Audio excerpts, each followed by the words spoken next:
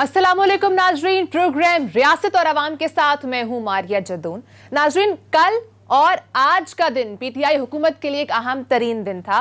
कल जो हालात बदल रहे थे, आज हमने हालात कंट्रोल में देखे हैं। वजीर आला पंजाब उस्मान बुज़दार ने जहांगीर तरीन ग्रुप के नाराज अरकान से मुलाकात की और तहफ़्फ़ुज़ात दूर करवाने की यकीन दहानी भी करवाई है। कल तक सवालात उठ रहे थे कि ये बजट पास हो सकेगा या नहीं, लेकिन आज मामलात अफ़ाम व तफ़हीम से हल होते हुए नजर आए। नाज़रीन, प्रोग्राम के दूसरे हिस्से में बात करेंगे चौधरी निसार की तवील खामोशी के बाद एक बार फिर से सियासत में एंट्री।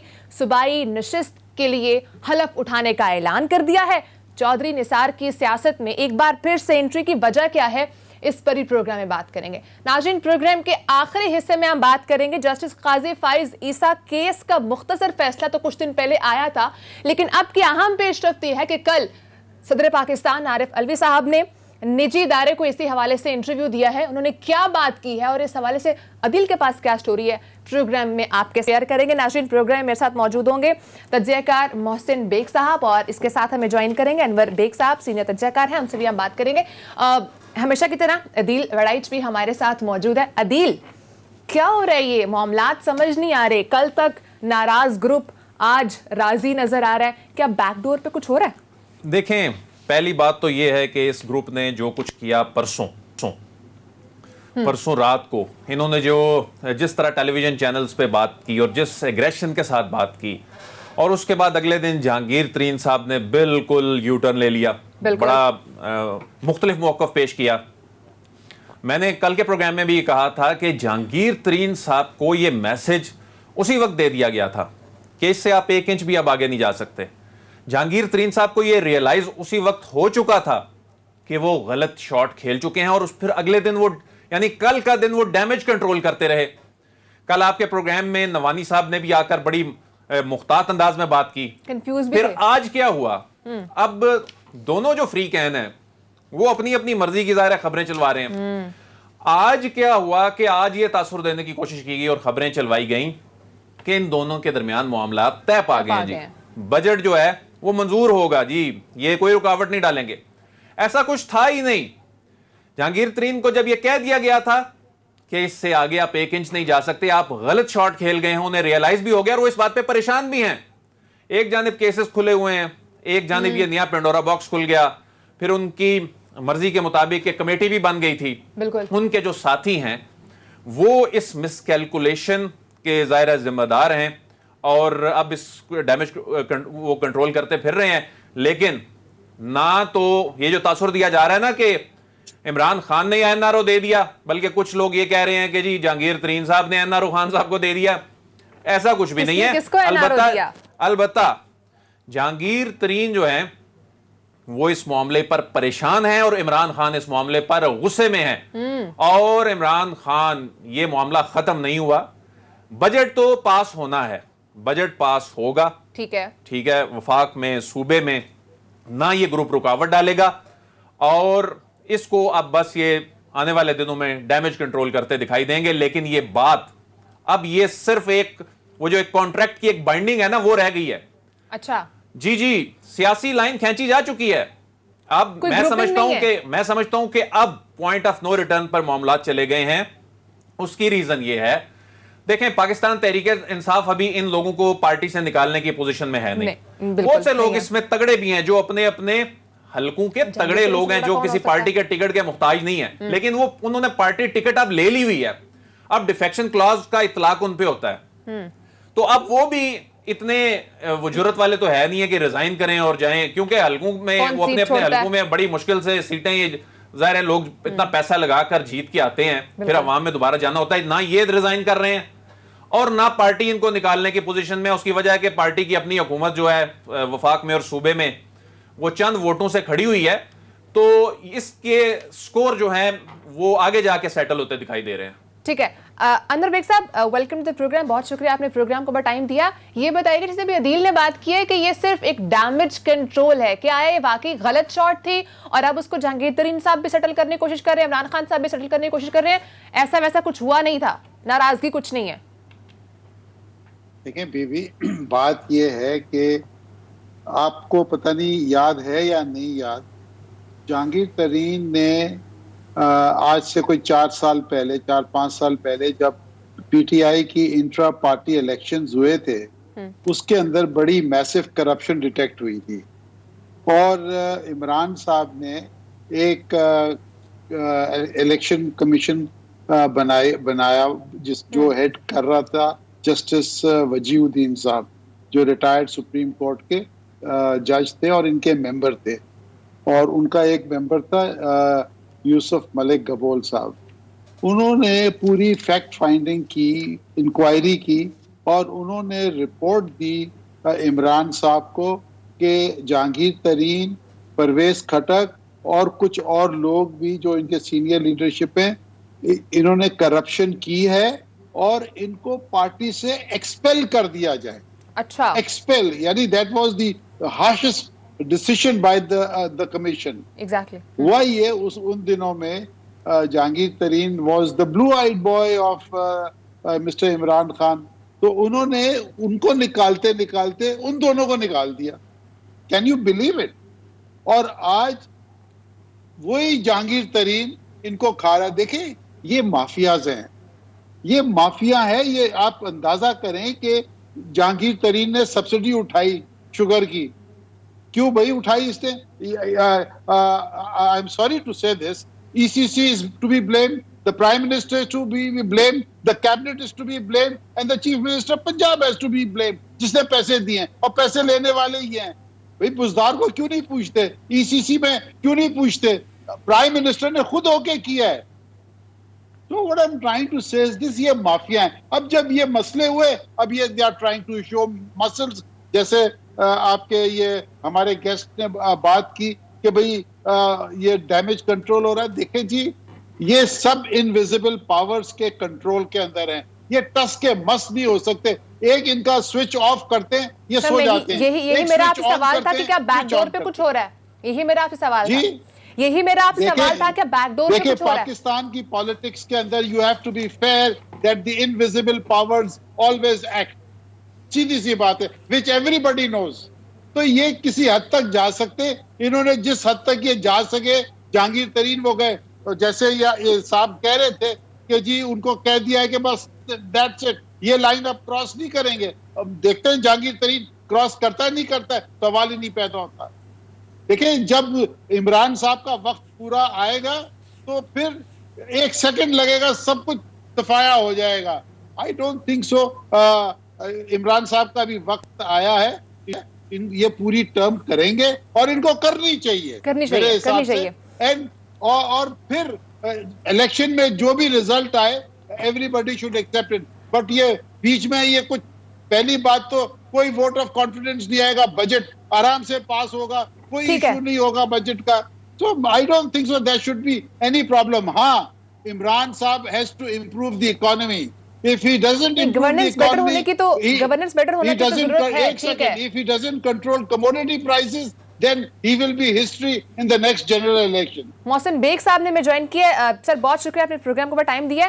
सर सवाल ये चल रहा था, जो मैंने अदील से भी किया, अनवर साहब से भी किया, क्या बैकडोर पे कुछ चल रहा है या गलत शॉट थी जहांगीर तरीन साहब की जानिब से और वो बस अब उसको जो डैमेज हुआ उसको कवर करने की कोशिश कर रहे हैं?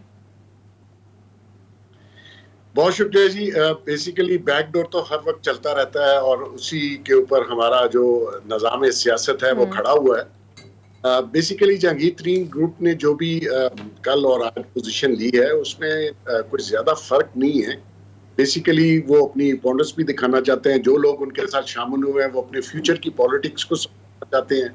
अगर इसी गवर्नेंस के साथ, इसी उस्मान बुज़दार साहब की गवर्नमेंट के साथ या खान साहब की गवर्नमेंट के साथ, मेरा नहीं ख्याल पंजाब में कोई शख्स अपनी कॉन्स्टिट्यूंसी में तरीके इंसाफ का वापस जा सकेगा। लिहाजा वो फ्यूचर की पॉलिटिक्स को सिक्योर करने के लिए जहांगीर तरीन ग्रुप बनाया। अगर ब्लेम गेम हो तो हम लोग साइड पे हो। बाकी जैसे बेग साहब फरमा रहे थे, कोई इतना फर्क नहीं पड़ेगा। हाँ, इलेक्शन के बाद नेचुरली अलाइनमेंट्स जरा चेंज होंगी, एक नया सिनेरियो बनेगा, लोग अलाइनमेंट चेंज करेंगे, डेफिनेटली करेंगे। और यही गवर्नमेंट रही, यही तरीका है हुकूमत रहा और इसी तरह टाइप की गवर्नेंस रही, तो नेचुरली लोग पीटीआई से थोड़ा सा डिस्टेंस करना शुरू करेंगे। लेकिन इसकी वजह फिर क्या होगी, गवर्नेंस या आपस की नाराजगी? दोनों चीजें है ना जी। अगर आप डिलीवर नहीं कर रहे, आप अपने लोगों को पूछ नहीं रहे। उस्मान साहब बेसिकली पीटीआई से और पीटीआई का फेस नहीं थे। उन्होंने इलेक्शन से थोड़े दिन पहले ही पीटीआई ज्वाइन की किसी के कहने पे, और वो चीफ मिनिस्टर पंजाब, जो कि सबसे बड़ा सूबा है पंजाब। आप देखिए नून लीग के पास ये बहुत अरसा रहा। इसमें एक और साहब भी आए, परवेज अलाई साहब, उन्होंने 5 साल अनइंटरप्टेड गवर्नमेंट की, और देखिए जब वो आए तो उनसे वो गवर्नमेंट चली गई। अब आपने बुज़दार साहब को बिठा के, मैं समझता हूँ कि आपने पंजाब के लोगों की, पीटीआई के लोगों की तौहीन की है। और वो लोग बेचारे जो पीटीआई में बहुत अरसा से रहे, उन्होंने इलेक्शन भी लड़ा, बुज़दार साहब से उनकी कोई वाकफियत नहीं। और मैं समझता हूँ बुज़दार साहब को कोई गिला भी नहीं करना चाहिए, वो तो जानते ही नहीं है लोगों को। तो अब लोग, इलेक्शन आधा टाइम से ज्यादा गुजर चुका हुआ है, लोग ये समझते हैं कि हमने अगर कॉन्स्टिट्यूएंसी में वापस जाना है इसी सारी सूरत हाल के साथ, तो मैं समझता हूँ उनके लिए फ्यूचर की पॉलिटिक्स मुश्किल होगी। ठीक है, तो दिल आपको क्या लग रहा है, फ्यूचर की पॉलिटिक्स मुश्किल, जिस तरह अभी मोहसिन साहब ने बात की, मुश्किल हो सकती है क्या? उस्मान बुज़दार साहब जिस तरह से आज उन्होंने मुलाकात की है जहांगीर तरीन के नाराज ग्रुप के अरकान से, क्या वो उनके तहफ़्फ़ुज़ात दूर कर सकेंगे? इमरान खान साहब को खुद इसमें इंटरप्शन करनी पड़ेगी? देखें, उस्मान बुज़दार को पंजाब में जो लाने का मॉडल है वो था ये कि ये वफाक से कंट्रोल किया जाए पंजाब को, और उस मामले में जिस मकसद के लिए उनको लाया गया था उसमें उन्होंने डिलीवर किया। जहां तक बात है गवर्नेंस के लिए, तो उस्मान बुज़दार के ना बस की बात है गवर्नेंस, और ना ही मेरा ख्याल है जो गवर्नेंस के मसाइल हैं उनको वो डिलीवर एड्रेस कर पाएंगे। तो ये जो मामला है, जिस तरह बेग साहब ने कहा कि हलकों में जाने वाला मामला, देखें वो उन्होंने जाकर अपने हलकों में मुंह दिखाना है उन लोगों ने।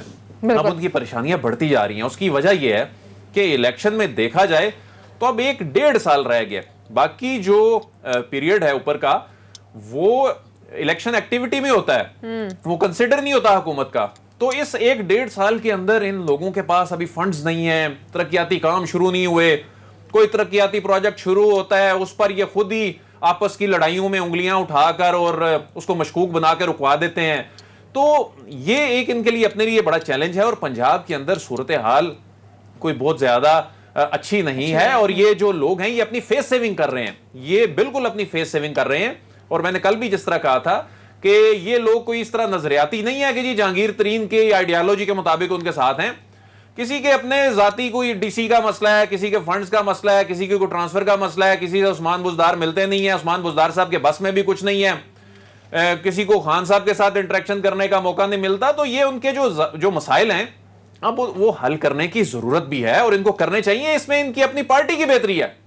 तो ये वाकई ये इनके लिए बहुत बड़ा चैलेंज है अगले इलेक्शन के हवाले से, और वक्त ज्यादा नहीं है, वक्त बहुत कम है। और इस तरह इस टाइम पर ग्रुप का सामने आना, बेशक तहरीक इंसाफ में जब ये जो ग्रुप सामने आया है, अनवर बेग साहब आपसे मेरा सवाल है, ये ग्रुप सामने आया, बेशक वो मान नहीं रहे, कह रहे हम हैं तहरीक इंसाफ के साथ ही, लेकिन जो ग्राउंड रियलिटी है वो यही है कि ग्रुप सामने आया है, ग्रुप मौजूद है, एक हम ख्याल ग्रुप, उन्होंने खुद इसको नाम भी दिया है। कल इमरान खान साहब कहते हैं मैं एनआरओ नहीं दूंगा, ये सारे सियासी माफियाज मिलकर मुझे दबाव में लाना चाहते हैं। क्या आज जिस तरह से मामलात हल होते नजर आए हैं, आपको क्या लग रहा है इमरान खान साहब ने एनआरओ दिया है या जहांगीर तरीन साहब ने एनआरओ दे दिया है इमरान खान साहब को? देखिए जी, पहली बात तो मुझे ये कोई समझाए कि सुप्रीम कोर्ट ऑफ पाकिस्तान ने जहांगीर तरीन को नाअहल कर दिया है कि भाई वो कोई पब्लिक ऑफिस होल्ड नहीं कर सकता।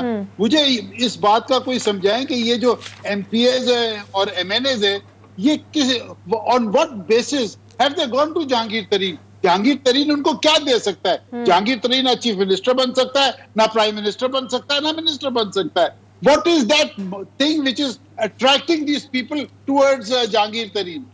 ये भी, और फिर ऊपर से ये भी बातें निकली हैं कि जी ये ग्रुप ने कुरान शरीफ पे कसमें खाई हैं। जब ये चीजें जब आती है ना बीबी, पॉलिटिकल पार्टीज के अंदर, हम तो पॉलिटिकल पार्टी में रहे, फिर पता ये चलता है कि माल चला है। और जहांगीर तरीन के लिए माल कहां पे चला है? माल जहांगीर तरीन से ही चला होगा, और किससे चला होगा? मोहसिन बेग साहब से पूछ लेते हैं। मोहसिन बेग साहब, एक सेकंड, जी जी के लिए 100 बिलियन रुपीस क्या चीज है? जैसे 100 रुपए आपके लिए हैं, तो वो he is a filthy rich man. इतनी सब्सिडियां उठाई हैं उन्होंने, करोड़ अरबोपति आदमी है, तो वो अपने आप को सेफ गार्ड के, ये माफिया गेम है। These are all mafia games. तो इस माफिया माफिया को तो गेम्स खत्म हैं करने ये। की बात, You have to इसी माफिया understand को तो this. खत्म करने की बात की थी इमरान खान साहब ने। मोहसिन साहब आप बताइएगा, जिस तरह से अभी ये ग्रुपिंग सामने आ रही है, तो क्या जहांगीर तरीन ग्रुप से में जो भी अभी ग्रुप बना है, क्या इससे पीटीआई को नुकसान हो सकता है और ये वाकई में पैसा चला है? देखिए, मैं पैसे की तो कोई बात नहीं करूंगा, क्योंकि जहांगीर साहब जितने बिजनेसमैन हैं वो इस तरह की कोई डील नहीं करेंगे कि जिसमें वो पैसे देके 40 के करीब लोगों को अपने साथ मिला लें। और ये भी बेग साहब की बात ठीक है, अभी तक जहांगीर तरीन साहब का फ्यूचर पॉलिटिक्स में कोई नहीं नजर आ रहा। लेकिन मैं आपको एक बात बता दूं कि पीटीआई को किसी और ने डैमेज नहीं किया, पीटीआई ने खुद ही अपने आप को डैमेज किया। और ये जो ग्रुप बंदी है ये पीटीआई के अंदर से इसलिए है कि जब से ये पार्टी इक़्तिदार में आई, ना इन्होंने अपनी पार्टी को मुनज़्ज़म करने की कोशिश की, वर्कर्स जितने हारे हुए एमपीएस एमएनएज हैं ना उनको किसी ने पूछा। और मेन जो बैटल फील्ड है वो पंजाब है। पंजाब से बहुत सारे लोगों ने ज्वाइन किया था मुख्तलिफ पार्टी से आके, उनका ना कोई पुरसाने हाल है ना कोई काम किया गया। और खान साहब वैसे भी किसी को मिलने के लिए तैयार नहीं। जहां तक आपकी बात है कि लोग जहांगीर तरीन साहब से जाके क्यों मिल गए, देखिए जहांगीर तरीन साहब ने इस पार्टी को बहुत बूस्ट दिया, इसमें कोई शक नहीं। उन्होंने उस वक्त बहुत पैसे भी खर्च किए, अपने रिसोर्सेज इस्तेमाल किए, बहुत से लोगों को लाने में वो शामिल रहे। इस वक्त उनकी जो पोजीशन है कर सकते थे तो अब नहीं कर सकते? अब भी कर सकते हैं। देखिए अभी ये टाइम नहीं है पैसे खर्च करने का। इस वक्त जिस बंदे के पास 40 के करीब इलेक्टेड एमएनएज हो, वो तो बहुत बड़ा आदमी होगा, वो तो पॉलिटिक्स में बहुत इंपॉर्टेंट होगा। यहाँ तो लोग 10-10 सीटें लेके गवर्नमेंट्स को ब्लैकमेल करते हैं। लेकिन मैं एक बात आपको कहना चाहता हूँ कि देखिए बेग साहब ने जिक्र किया कि उनको सुप्रीम कोर्ट ने, आपको पता है यही वो केस था जिसमें वो नाअहल हुए और उसको रीस्टार्ट करके दोबारा से क्रिमिनल एफआईआर दर्ज कर दी गई। इस चीज से भी पीटीआई के लोग थोड़े खाइफ हैं कि एक चीज पे वो नाअहल हो चुके हुए हैं। अभी आज या कल रिपोर्ट सबमिट होनी है अली जफर साहब की, और मैं पहले दिन से कह रहा हूं कि आप जहांगीर तरीन के खिलाफ बिजनेस बुक्स में से कोई चीज गलत नहीं निकाल सकेंगे। वो बड़े श्रूड बिजनेसमैन है, बड़े तरीके से चलते हैं। और अगर आपने किसी और वजह से जहांगीर तरीन साहब को रगड़ा लगाना था, क्योंकि खान साहब इस वक्त मेरे ख्याल में शायद उन लोगों के सहारे गवर्नमेंट कर रहे हैं जिनका कोई एक्सपोजर नहीं है। वो सारे लोग मेजॉरिटी वो खान साहब की वजह से पहचाने जा रहे हैं। अब देखिए, ना तजर्बा था ना कुछ था, आपको एक बेहतर मैनेजर, एक बेहतर बंदा मिलना चाहिए था जो आपको गाइड करता। आप बेहतर और अपने से ज्यादा इंटेलिजेंट आदमी से खौफ खाते हैं, हालांकि ऐसा होना नहीं चाहिए। बेहतर प्लेयर की रिस्पेक्ट होती है। तो खान साहब जिन प्लेयरों के सहारे चल रहे हैं, मैं तो हैरान हूं कि वो लोग कौन है। अदील से पूछ लें, फलां का बैकग्राउंड जो इस वक्त रोज 36 प्रेस कॉन्फ्रेंस करते हैं, किसी को नहीं पता होगा रहने वाले कहाँ के हैं, कहाँ से हैं, पॉलिटिक्स में कैसे इंट्रोड्यूस हुए। तो बेसिक चीज ये है कि जहांगीर तरीन यहीं पे है। एमपीएस को पता है कि अगर हमने किसी और जगह जाना हुआ और हमारी किसी और पॉलिटिकल पार्टी से डील हुई तो वो जहांगीर तरीन साहब बेहतर अंदाज में कर सकते हैं। ठीक है मोहसिन साहब, यहाँ पे ब्रेक का टाइम है। नाज़रीन, अब इसी सारे मामले पर आगे भी बात करेंगे, इसी को लिंक करेंगे जो चौधरी साहब की एकदम से सियासत में एंट्री हुई है, उन्होंने हलफ लेने का भी ऐलान किया है। ये एकदम से सब कैसे हुआ है, क्या आपस में इनका कोई लिंक है? इससे बात करेंगे, साथ ही रहिएगा।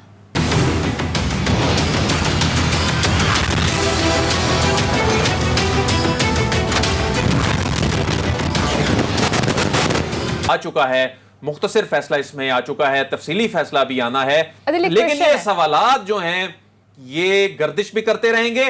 और जो सब्सटेंस एफबीआर की रिपोर्ट में मौजूद है, अगरचे वो रिपोर्ट उसको कह दिया गया है कि ये कलअदम है, खत्म है, ये तमाम वो प्रोसीजरल, वो टेक्निकल गलतियां थी जिसकी बुनियाद पर इतनी अहम डॉक्यूमेंट, इतने सब्सटेंस वाला जो डॉक्यूमेंट है वो दम तोड़ गया। लेकिन सदर साहब के जो ये सवालात के जवाबात थे ये बड़े अहमियत के हामिल हैं कि जस्टिस काजी फायज ईसा ने जायदादों से इनकार नहीं किया। उनकी जो फैमिली के नाम जायदादें हैं, मिसेस के नाम जायदादें हैं, और इस सवाल का जवाब कि जी उन्होंने डिक्लेयर कर दिया, उन्होंने कहा जी कहां किया डिक्लेयर, तो उसमें भी जो एफबीआर के मामलात थे, खास पीरियड में डिक्लेयर ना करना, तो ये बड़े अहम सवालात। ये सवालात बहुत अहम है अदील, जिस तरह लेकिन आपने भी खुद बताया कि एंकर ने क्वेश्चन किया कि क्या आपने एक डाकिए का रोल प्ले किया, आपके पास केस है और आपके पास कोई दूसरा रास्ता ही नहीं था कि आप उसको इन्वेस्टिगेट करवाते, कि आया कि आपने रेफरेंस भेज दिया। तो मेरा क्वेश्चन भी आपसे सेम है, क्या कोई और रास्ता नहीं था? क्योंकि आपने इस केस को बहुत डीपली स्टडी किया, तो कोई भी रास्ता नहीं था? देखें, सुप्रीम जुडिशियल काउंसिल एक फोरम था ना, ठीक है, काजी फैज ईसा साहब वाला ये जो जायदादों का मामला था, देखें ये तो टेक्निकल बुनियादों पे हुआ ना कि उनकी मिसेज को सुना नहीं किया। चूंकि मैं समझता हूं कि जजेस अवाम का, जजेस बड़े बड़े लोगों का, उन लोगों का, पब्लिक ऑफिस होल्डर का ये एहतसाब करते हैं। हाँ। तो फिर जब जजेस के एहतसाब की बात आती है तो बड़े दिल का मुजाहरा करना चाहिए, मैं समझता हूं। और सुप्रीम जुडिशियल काउंसिल ही वो वाहिद इदारा है जो जजेस का एहतसाब कर सकता है। और सुप्रीम जुडिशियल काउंसिल में मामला जाता और वहां से क्लियर होता तो इसका इंपैक्ट कुछ और ही होता। बहरहाल जज साहिबान ने जो फैसला किया, जाहिर है आइन और कानून के मुताबिक उसकी अपनी जस्टिफिकेशन देनी है। यहां मैं ये बताता जाऊं कि अभी जो तफसीली फैसला आ रहा है वो तफसीली फैसला भी बड़ी अहमियत का हामिल होगा। अच्छा। कि उसमें क्या लिख दिया जाता है, उसमें क्या कह दिया जाता है, क्योंकि इसमें तो कहा गया जी वो रिपोर्ट ही खत्म हो गई, लेकिन इस बात का जवाब कौन देगा, किससे ये अवाम जवाब मांगे कि उस रिपोर्ट में जो कुछ बातें लिखी गई थी क्या वो सच थी या झूठ थी? ये तो कहीं डिटरमिन होना था। बहुत बड़ा सवाली निशान है। बहुत डायरेक्ट क्वेश्चन करूंगी अदील, क्या मुक्तदर हल्के सबके पीछे थे या मामलात कुछ और थे? नहीं नहीं, देखें इसमें तो ये जो काजी फैज ईसा साहब वाला मामला है, इसमें तो देखें ARU और वो एसेट रिकवरी यूनिट और वो जो तमाम जो जायदादों से मुतल्लिक किसी शख्स ने वो इंफॉर्मेशन ARU को दी और वो ARU को एक चीज मिली, ठीक है जी ARU की कानूनी हैसियत नहीं है, ठीक है जी FBR में थ्रू प्रॉपर चैनल नहीं गया, लेकिन एक चीज सामने आ गई है ना, उसको क्लियर होना चाहिए। और इसको फिर जोड़ा इस अंदाज में जा रहा है कि जी नहीं वो कोई साजिश की गई थी। पूरी सुप्रीम कोर्ट के फैसले में मैं ये बता दूं, कहीं पर भी किसी फैसले में भी वो जो जून वाला फैसला था पिछले साल का और अब वाला भी, बदनीयती का कहीं भी नहीं आया कि इसमें बदनीयती थी। तो जो आपका सवाल है इसका मतलब है कि इसके पीछे कोई नहीं था। और ये एक ऐसी चीज थी, एक चीज एविडेंस सामने आया, एक एविडेंस सामने आया और उस एविडेंस की बुनियाद पर सुप्रीम जुडिशियल काउंसिल जैसे बड़े फोरम से जाकर इसको क्लियर होना चाहिए। 30 सेकंड्स लेफ्ट हैं, आखिरी क्वेश्चन पूछूंगी, वन लाइन में जवाब दीजिएगा। क्या अब ये मामला खत्म है, it's just end of story? देखें मैं तो यही आपको कह रहा हूं कि ये किससे सवाल किया जाए कि रिपोर्ट तो टेक्निकल बुनियादों पर उड़ गई, ठीक है, रिपोर्ट खत्म हो गई, रिपोर्ट दम तोड़ गई, लेकिन उसके अंदर जो कुछ लिखा है पाकिस्तानी अवाम तो ये जानना चाहते हैं ना, बहैसियत पाकिस्तानी शहरी, एक पब्लिक ऑफिस होल्डर के हवाले से हर बंदे के पास सवाल करने का तो हक है, ठीक है, कि जी वो सच है या झूठ है, ये भी साबित हो जाए तो बहुत अच्छा है। टाइम खत्म हो गया, लेकिन सवाल है ये कि हमारा राइट बनता है कि रिपोर्ट के अंदर क्या हुआ। खैर अभी तफसीली फैसला आना बाकी है, लेट्स सी क्या होता है। नाज़रीन इंशाल्लाह आपसे अगले हफ्ते मुलाकात होगी, अपना ख्याल रखिएगा, अल्लाह हाफिज़।